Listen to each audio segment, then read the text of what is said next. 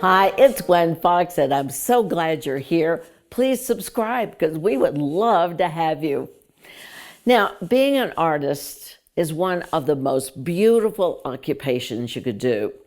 But you know the stories when somebody hears you're going to be an artist. You know those stories that they tell you. Make sure that you have a real job because you can't make a living doing art. You'll starve to death. The stories go on and on. Think about it. To be an artist, one must be open. Look at things like a child. Be in awe of the magic of clouds, the swirling dirt, the intricacies of a feather that's just fallen to the ground. I mean, we're lucky. To be an artist, one must rely on a path of inner knowing because you are giving the viewer another world to love. And you touch the heart and soul of others with your art. Now, to be an artist, you must have reverence for what you see, for that is your world and that's what you show. But now, for feeling, haven't you read a story or a beautiful poem and all of a sudden you're crying or you feel this emotion? The writer has touched your world with words. And you as an artist do it with color, design, and courage.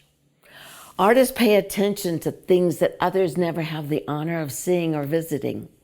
Now, I grew up at a farm in a small southern town, and the only piece of art in my home was a beautiful print of a river flowing between two tall, rugged cliffs.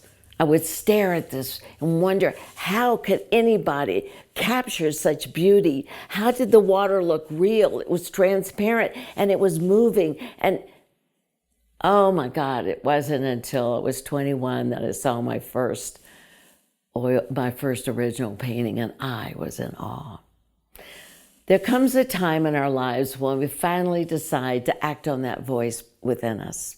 You know the one that I mean, the voice that wakes you up at night, that it won't go away, and the voice that shouts, "Stop!" as you pass the art store. So one day you say, "Oh, what the heck, I'm just going to go in and I'm just going to have some fun." And the minute, though, that you step into that store, you feel your body changes. It feels excited because you're smelling the paper and the paints, and that fills your lungs, and you lust over the vibrant colors of paint in their tubes, and then the glorious pastels so beautifully presented. Now you walk around the store and you see canvases in different sizes, and you touch them, and you see the watercolor paper, and that you realize it's a feeling in the air. It's filled with electricity that you recognize.